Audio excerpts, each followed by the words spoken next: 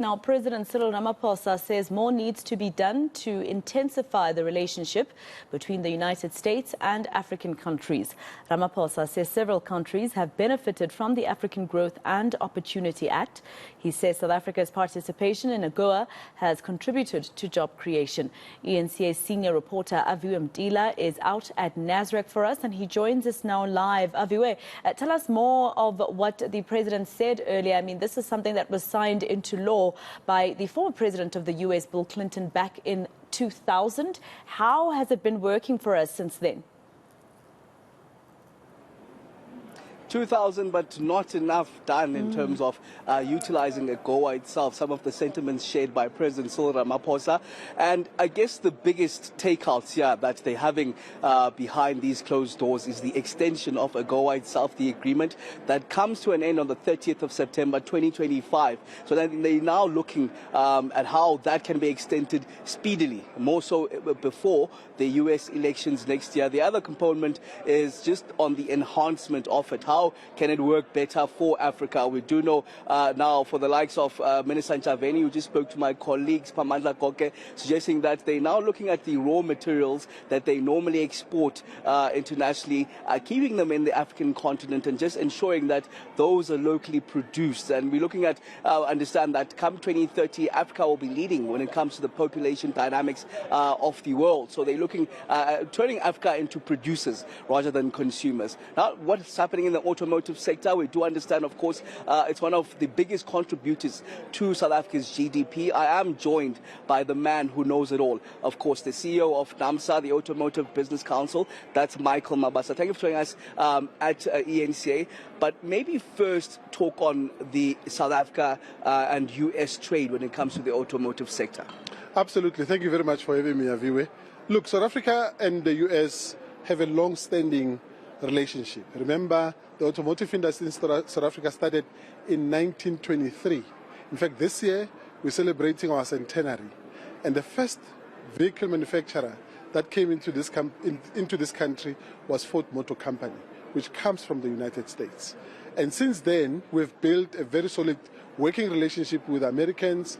They brought in General Motors a year later in 1924, and that relationship has grown from strength to strength. And we're very excited that as a sector we were able to grow with the support of the United States for the longest time, not only in terms of the production of fully built units in terms of vehicles, but we're also playing a very, very significant role in terms of component manufacturing, not only for the manufacturers that are manufacturing in South Africa, but we're also exporting a lot of components that we're producing in South Africa into the United States. So our relationship with the US is absolutely very, very critical. And quickly, the trade volume, is it skewed? Is it balanced, or is it largely skewed towards the US, the trade volume itself? Well, currently it's very much balanced, because we are exporting vehicles into the United States, and equally we are also bringing products and services into South Africa through importation of those products. So it's a very, very balanced trade relations that we have from an automotive perspective.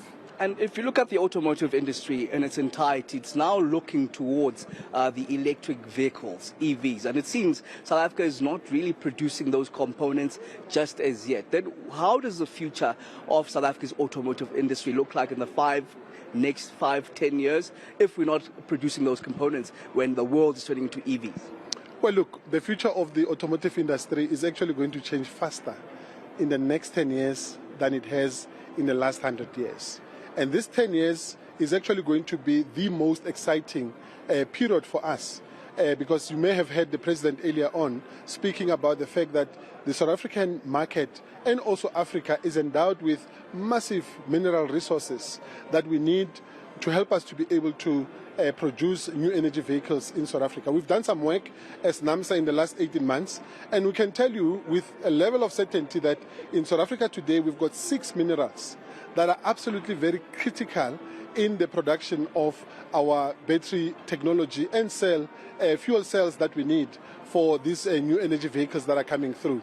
And we are working very closely with other African countries so that we can really be able to make sure that South Africa moves away from what we term, in our terminology, from pit to pot, which is extracting minerals from the ground and then taking those minerals to ports and then moving them to China and other markets for beneficiation, where we want to move from pit to port to pit to plant, because we really want our mining companies, next to their mining grounds, they can be able to set up factories that can really help us to be able to beneficiate, so that we do not just export raw materials, but we are also able to export finished products, so that we are able to make sure that we become globally competitive. And is government coming to the fore?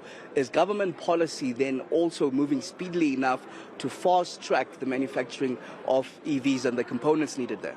Well, look, I think the challenge we have currently with government is the speed. Government is absolutely committed. You may have heard the Minister of Finance earlier this week during his midterm budget speech confirming that government is absolutely committed to support the industry, but certainly it is the speed upon which they are moving. Our view as the industry, and we've been very loud about it, and they know our position, they have been moving very, very slowly. We want them to move faster. We are producing vehicles, we are not producing bicycles. We want to move faster than we are currently moving. And we are calling upon the President and the rest of Cabinet to really at least give us some very solid government pronouncements in terms of where government policy is going to be sitting, because a number of markets around the world are moving at an aircraft speed. And unfortunately, we are now playing a catch-up game, a position that we really do not want to play. Because we've seen, with the Springboks, particularly during the finals, where they were playing a catch-up game after New Zealand, pushed them hard.